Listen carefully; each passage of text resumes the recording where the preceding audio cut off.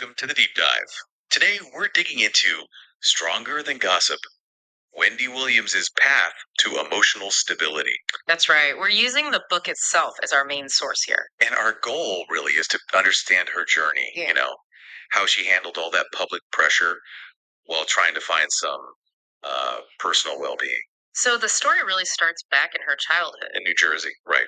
Asbury Park and the Ocean Township. Yeah, exactly. The book mentions her parents, Shirley and Thomas, and how they instilled values like hard work, resilience. And it sounds like she was pretty outspoken even back then.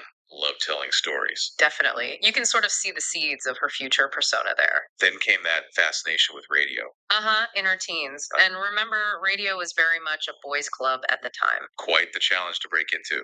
She studied communications at Northeastern, didn't she? She did. And her first radio gig was actually in the Virgin Islands. That's where she started honing that very bold, very candid style. Which really became her trademark later on. Absolutely. When she moved back stateside and got her big break in New York City radio. That's when things exploded, fame wise.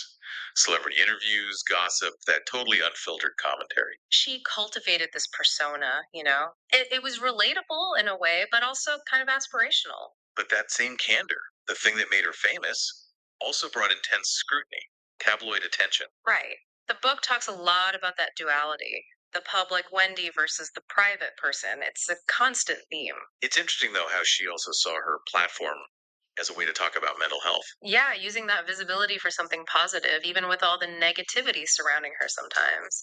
Authenticity was key. Integrating those two selves, public and private, sounds like a huge ongoing challenge.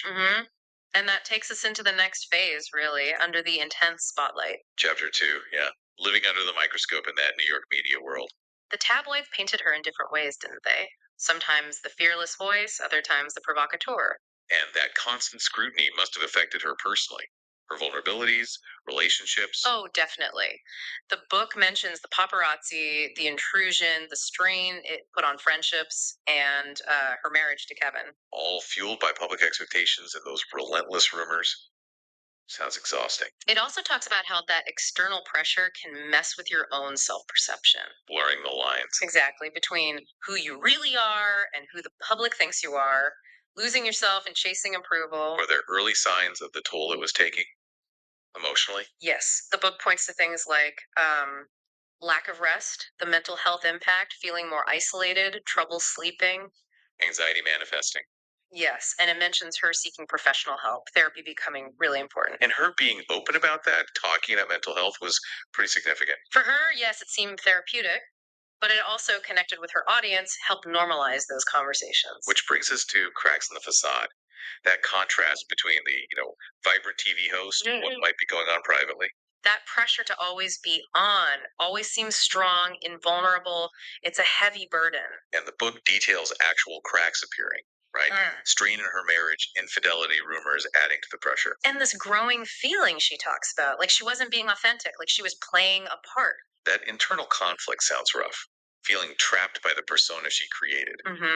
Then there's that specific moment mentioned during a show taping. The dizziness incident. Yeah, portrayed as a real wake up call. Like, what am I doing? What is this costing me? A moment forcing her to really reevaluate everything: the fame, the ambition, the sacrifices. It seems that triggered a period of, deep introspection, facing some hard truths. And finding the courage to actually make changes. Yeah, exactly. The book suggests that path towards stability wasn't about achieving perfection, but about embracing the imperfections, getting real. So, looking back at this deep dive into Stronger Than Gossip, it really shows that complex interplay, doesn't it? Between a very public life and finding personal well being. It really does. And it suggests true strength isn't about that flawless image. Right. It's more about the sometimes messy, courageous process of finding inner stability and being authentic. Especially when the world is constantly watching and judging, it takes real courage. Definitely puts the pressures faced by public figures into perspective. So, wrapping up, reflecting on Wendy's journey as laid out in the book, think about this. What aspects of trying to stay authentic when facing all that external pressure resonate most with you? Thanks for joining us on the deep dive.